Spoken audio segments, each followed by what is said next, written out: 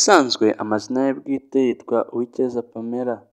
Ari mu mugoroba utuje mu kwezi kwa cyenda ku munsi wo kuwa gatandatu muri wikendi, ubwo umukobwa w'ikizungerezi uzwi ku izina rya Uwicyeza Pamela yitabiraga amarushanwa y'ubwiza azwi ku izina rya Miss Rwanda mu mwaka wa 2019. Mu marushanwa hari harimo abakobwa benshi cyane kandi beza, niho Uwicyeza Pamela yamenyanye na Prince Kid, ariwe wateguraga abahataniraga ikamba rya Miss Rwanda. Amarushanwa yarangiye maze Uwicyeza Pamela aba igisonga cya mbere cya Miss Rwanda wa 2019. Nyuma yo gutanga ikamba rya Miss Rwanda, Prince Kid yahuye n'inshuti y'akadasohoka The Ben, maze baganira ibintu bitandukanye ndetse harimo no ku bakobwa bitabiriye Miss Rwanda. The Ben abaza Prince Kid niba hari pasi yamubonera muri abo bakobwa bitabiriye Miss Rwanda. Prince Kid aramusubiza ati bro, biragoye ariko hari umwe mu bitabiriye Miss Rwanda tumaze igihe duciringa witwa Pamela, sinzi niba byacamo. The Ben yaramusubije ati umva bro, wabaye igisonga cya mbere menya muzi, ariko shaka uburyo wamungezaho. Prince Kid yahise abwira The Ben turabizi uburyo twazahura n'uwo mukobwa uburyo byagenda, nzamuhamagara duhuriye muri hoteli ndi kumwe nawe maze bahuze. Hashize icyumweru babitekerezaho, maze ku munsi wo kuwa gatandatu Prince Kid ahamagara Pamela maze amusaba ko bahurira muri hoteli ko amufitiye amakuru ashimishije.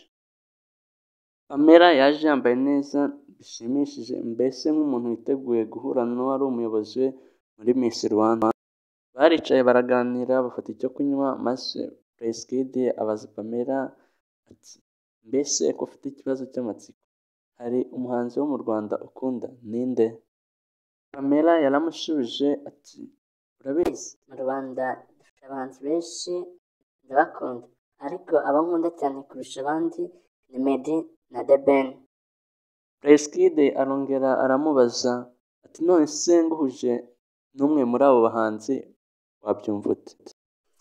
Pamela yaramubwiye ati nazagushimira rwose kuko ibyo waba unkoreye. Muri ako kanya Prince Kid yahise ahamagara The Ben kuri phone maze amuhuza na Pamela. Baraganiriye maze The Ben amusaba nimero ndetse amubwira ko yifuza ko bazabonana. Pamela yaratunguwe maze ibyishimo bimwuzura umutima ko yarahamagawe n'umuhanzi w'icyamamare, mbese agiramo n'isoni kuko yari afite ubwoba bwo guhura nawe. Nyuma y'iminsi ibiri The Ben na Pamela barahuye baraganira maze barasabana.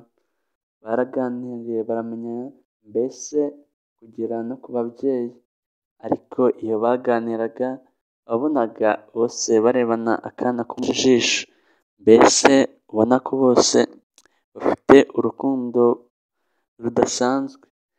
Hashize igihe kirekire bari mu rukundo ndetse bigeraho The Ben afatanya na Pamela mu muziki we, maze Pamela atangira kuba manager wa The Ben.